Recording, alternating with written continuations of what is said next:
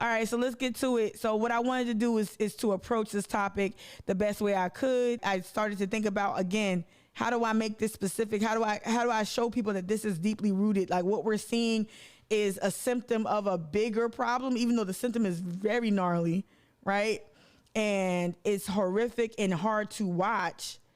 But the symptom is, to me, just part of the larger problem. And so I wanted to bring it back and give it some historical context. All right, the elected politicians in this country are too busy padding their pockets with dollars from corporate interests to give a fuck about who dies outside of their incubated lives, right? Yep, exactly. America First has never meant everyone. It's genocide by oppression. This is what caught my attention. Genocide by oppression, right? And this is, and that it's just the truth. Like, and I know this is talking about other types of death and not necessarily gun violence, but look who we're up there with. This is crazy. This is crazy. Deaths above normal in 2020. Yeah, it's crazy. It's it's genocide by oppression, and these guns are a part of it. To me, right? So let me bring it back. So that's what I wanted. I just, that phrase really caught my eye. When we talk about how we got here, we talk about how guns are just so deeply ingrained in American society, but how did we get there, right? The racist origins of U.S. gun control, laws designed to disarm slaves and black people in general. These laws were designed to disarm slaves, freemen. Like, we were never intended to be fully recognized citizens, and we definitely were never intended to own guns. I want to read this part again. I found this. And I just thought it was kicking facts with the dates. So before the Civil War ended, state slave codes prohibited slaves from owning guns. After President Lincoln issued the Emancipation Proclamation in 1863, and after the 13th Amendment to the United States Constitution, abolishing slavery was adopted, and the Civil War ended in 1865. States persisted in prohibiting blacks, now freemen, from owning guns under laws renamed black codes. Okay, and again, man, I understand that these black codes, also the origins of policing, emerged in this time as well. Modern day policing emerged out of the Carolina colonies and the black codes and the slave patrols. Just want to put that out there. All right, so under renamed black codes, they did so on the basis of blacks who were not citizens. Right? We were not seen as citizens and thus did not have the same rights, including the right to keep and bear arms protected by the Second Amendment. Tamika, are you trying to say that black people not having guns, that's the reason why they was shooting it? No, I'm trying to tell you that the roots of this, or who was intended to have guns, it wasn't us. So this is an article that was written back November of 2021. And I thought this was pretty gross. The South Carolina Armory is selling a gun accessory with 3 settings. The first setting is fuck, the second setting is Joe, and the third setting is Biden. This is what it looks like. This is gun culture in South Carolina. So they were selling this gun, the Palmetto State Armory, selling this accessory rather, this $60 accessory right here. And you can see it says, let's go -15 multi, and then Brandon is part of the serial number. So right here is fuck Joe Biden. Oh, you know who's selling that? Palmetto State Armory selling that. So when you think about Southern gun culture, you got to think about its roots, its racist roots, policing black bodies, making it illegal for black people to have a gun. Making it illegal for black people to have a gun. And so where are some of those fears coming from? Y'all remember the beginning of Columbine? Bowling for Columbine? Now it's time for a brief history of the United States of America. Hi, boys and girls, ready to get started? Once upon a time, there were these people in Europe called pilgrims, and they were afraid of being persecuted. So they all got in a boat and sailed to the New World where they wouldn't have to be scared ever again. Oh, I'm so relax. I feel so much safer. But as soon as they arrived, they were greeted by savages, and they got scared all over again. So they killed them all. So you know that they're using this. This is when white people make satire, and I get it. You know, the makers of South Park. I get it. I get the tone. Like this humor is not lost on me, but it's also pretty fucking gross humor. And I think white men really love this kind of humor. I'm not always a fan of it, because I think people miss the point. So the use of the word savages, I get what they're trying to say. They're trying to show you how, you know, these white folk came over here and murdered these people mercilessly. But sometimes people, it's still cringy. Like, I think they could have did it more effectively without the use of slurs and shit like that. But I just this was just a very colorful way of really breaking it. I remember when this came out, I was like, yeah, that's pretty much it. Now, you'd think wiping out a race of people would calm them down, but no. Instead, they started getting frightened of each other. Witch! So they burned witches. In 1775, they started killing the British so they could be free. And it worked, but they still didn't feel safe. So they passed a Second Amendment which said every white man could keep his gun. I loves my gun. Loves my gun. Every white man could keep his gun. This brings us to the genius idea of slavery. You see, boys and girls, the white people back then were also afraid of doing any work. So they went to Africa, kidnapped thousands of black people, brought them back to America, and forced them to work very hard for no money. And I don't mean no money like I work at Walmart and make no money. I mean $0. Nothing. Not a zip. Doing it that way made the USA the richest country in the world. So did having all that money and free help calm the white people down? No way. They got even more afraid. That's because after 200 years of slavery, the black people now outnumbered the white people in many parts of the South. Well, you can pretty much guess what came next. The slaves started rebelling. There were uprisings, and old master's heads got chopped off. And yep, Stono Rebellion, right?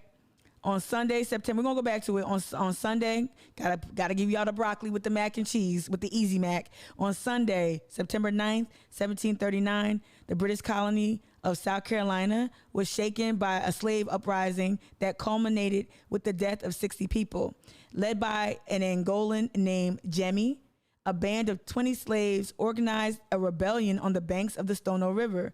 After breaking into Hutchinson's store, the band, now armed with guns, called for their liberty.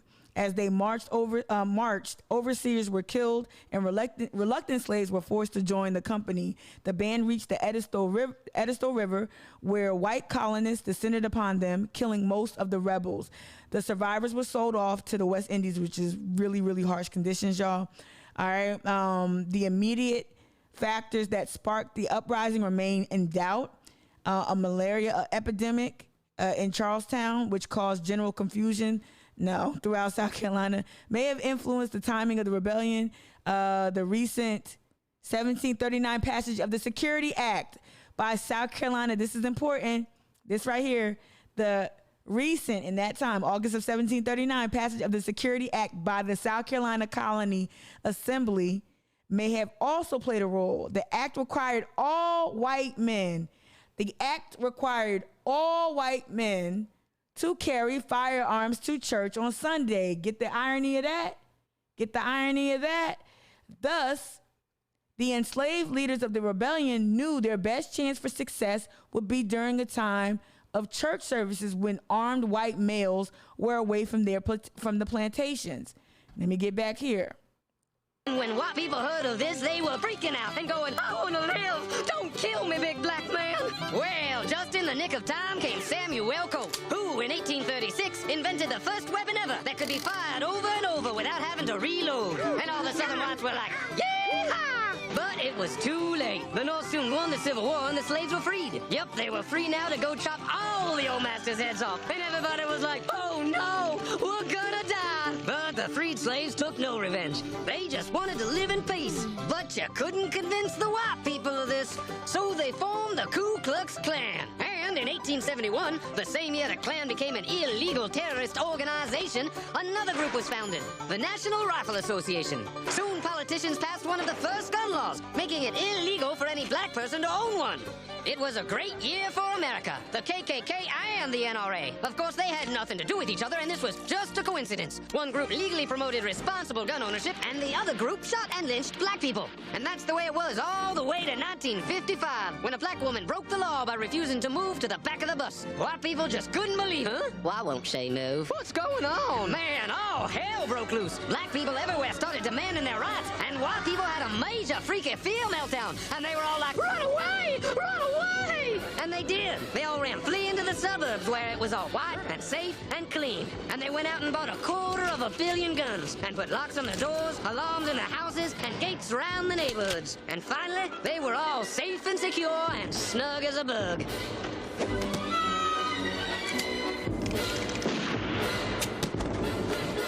And everyone lived happily ever after. I think that pretty much sums it up in terms of really quick. But that's exactly like when you think about our identity with regard to guns. So taking it back to this article, this was again published November of 2021. Palmetto State Armory, the West Columbia-based Palmetto State Armory is marketing a gun accessory on its website with 3 firing settings labeled "Fuck Joe and Biden." The swear word with the ampersand, we got it. Not ampersand, sorry, at sign, engraved, is the safety mode. The president's first name will fire, and his last name will go full automatic. Think about how gross you got to be to come up with that shit, right? The product comes as an attachment for an AR-15 style platform build, right? And it's sold and shipped for $59. Let me see. Let's see if I did not click on the link. Let's see if it's still on sale. Yep, still there. Still there, probably. Wait, hold on, let me. Yep, Let's Go Brandon. Right here. The Let's Go Brandon. Yep, fuck Joe Biden. Yep. So they're still selling it. Mm-hmm. Yeah, you didn't know that yeah, when we say it's all linked, bro, it's not hyperbole. When you say it's all linked, it's not hyperbole. There is no coincidence. Like, there are no coincidence. And that's the thing about, like, the Tucker Carlsons and the Linda, what her name is, Laura Ingraham and shit like that. They love to act like all this shit is just, and that's why when you hear people talk about structural reforms or structural or systemic, that's why CRT came under attack, because CRT, even though it's not in K through 12 and it's in law schools, but what they're really fighting about is telling you that history. Just like somebody didn't know that Charles Lindbergh was a Nazi sympathizer. That history is important to be taught, and you're seeing how it's not being taught and how it changes our perception of history and how these things happen, and how these actors or these institutions all came together to do one thing, which is to impede the rights of Black people and marginalized communities, and to just make sure that white men have unfettered access to guns. So Stono Rebellion, y'all remember that? All right, you got to remember the Stono Rebellion. Why did slaves rebel? Why was there a Stono Rebellion? Why was there a VC Rebellion? Why were there any rebellions, right? Why did they exist? Because people were trying to reclaim their lives. They were trying to stand up for themselves and stop being murdered and be realized and recognized as full-on human beings. And that never happened. And so to me, slave insurrection, even the Stono Rebellion, some people probably say, well, they kill people. Y'all, they not human. Do you understand that slavery was killing them? Like, that part, when people get kind of caught up in like the violent parts of rebellion, I'm like, y'all really focused on the wrong shit. Y'all not focused on like what causes uprising, what conditions really cause. You think just Black people are just inherently evil and inherently ugly and whatever. I want to encourage y'all to please read about the racist roots of guns. You can't talk about the NRA without talking about and some of their anti-Blackness without talking about Reagan and California. Ooh, they ain't want no. But when them Black Panthers started popping up, they was like, nope, no guns for you. Right? That's why a lot of political prisoners is behind bars. The secret history of guns. The Ku Klux Klan, Ronald Reagan, and for the most part of its history, the NRA all worked to control guns. The founding fathers, they required gun ownership. They regulated it. And no group has more fiercely advocated the right to bear a loaded weapon in public than the Black Panthers, right? They were the first ones. Yeah, remember that? And they did it out of that was self-protection, self-defense. The true pioneers of the modern pro-gun movement in the battle over gun rights in America, both sides have distorted history and the law, and have distorted history and the law, and there's no resolution in sight. So I love what I like about this article is talking about the origins, how the NRA and Reagan all worked, and to react, especially to the Black Panthers. The other thing I want to lift up is this book right here. And I think people might struggle with the title of this book, but nah, son. So the book is called This Nonviolent Stuff Will Get You Killed: How Guns Made the Civil Rights Movement Possible, written by Charles E. Cobb Jr. Visiting Martin Luther King Jr. during the Montgomery, Alabama bus boycott, journalist William Worthy almost sat on a loaded pistol just for self-defense, King assured him. It was not the only weapon King kept for such purpose. One of his advisors remembered the Reverend's Montgomery, Alabama home as an arsenal. Like King, many ostensibly nonviolent civil rights activists embraced their constitutional right to self-protection. Yet this crucial dimension of the African or the Afro-American freedom struggle has been long ignored by history, meaning that, so again, why am I talking about this after about 20 children were killed? Is because if you want to understand why we haven't had gun control, you got to understand the origins. And if you want to understand the story too, you have to see some of these narratives and how they were used by Black folk and whatnot. What I thought was interesting about this book in the synopsis and the author, who you can go on YouTube and see him speak about his book everywhere, even if you don't have the book at your fingertips. What I like about the author's work here is that he says, hey, all that nonviolent and Gandhi-based reactions led specifically by Martin Luther King, yeah, that was a tactic, that was a strategy, much like what Letitia talked about, like the strategy of the 60s in the freedom, the liberation movements, right? But they were not without protection. Medgar Evers, who died in his driveway, going inside his home where his wife and his family were, Medgar Evers was gunned down in his driveway. He had a gun on him. Martin Luther King, his house in Alabama was an arsenal. It's documented. It's the second place I've read this. Martin Luther King, if he didn't have a weapon, he had armed guards around him. My work with Black Voters Matter, y'all, we did not move I know that's not the Freedom Summer, but we didn't move without our own protection too. That's one of the safest places I felt like the safest place I've ever worked was for Black Voters Matter, because I'm telling you, they kept us safe. Seriously, because that bus drew a lot of attention, and it just does. And not just the bus. But I think, that narrative that our ancestors were passive and weak and just took the fire hoses and the German Shepherd. Nah, they were packing heat. But because the nation because the nation did not want Black gun ownership, and there was a huge resistance to that. Imagine if Martin Luther King showed up with a gun on his belt at a rally in Mississippi. You know what would happen to him, right? So they had to be strategic and smart about it. But there has not, like I said, I grew up with family members who've owned guns. I have 2 Southern parents. My uncles, my grandparents all have had guns. There's a gun, in the homes of people I really love. So guns have never been strangers to Black people. But why is it that the laws are the way they are? And how do we get here? Why are white people so wedded to guns? It's a fear. It's always been a fear of a browning of America. It's always been a fear that the exploited will rise up and seek vengeance, which we know that doesn't happen like that, right? So I just wanted to share that. That's where my mind went this morning. The history of how we got these really toothless, shitty ass These some things are just normalized around.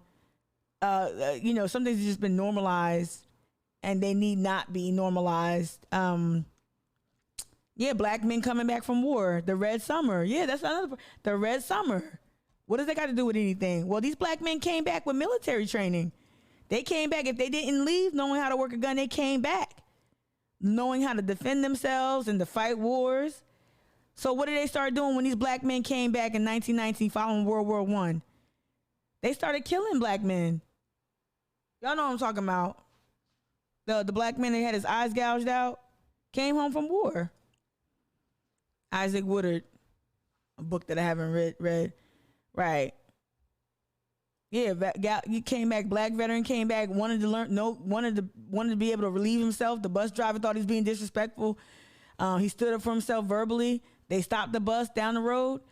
These black men came back learning how to defend not just their country, so to speak, but defend themselves. And they were viewed as a threat.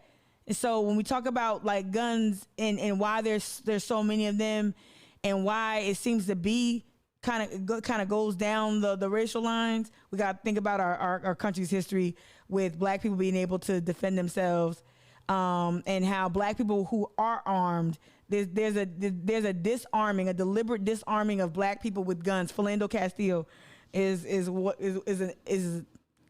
of the examples where the cop could not fathom that this guy was going to comply with the law. He just couldn't fathom that a gun-owning black man, wouldn't kill him, right?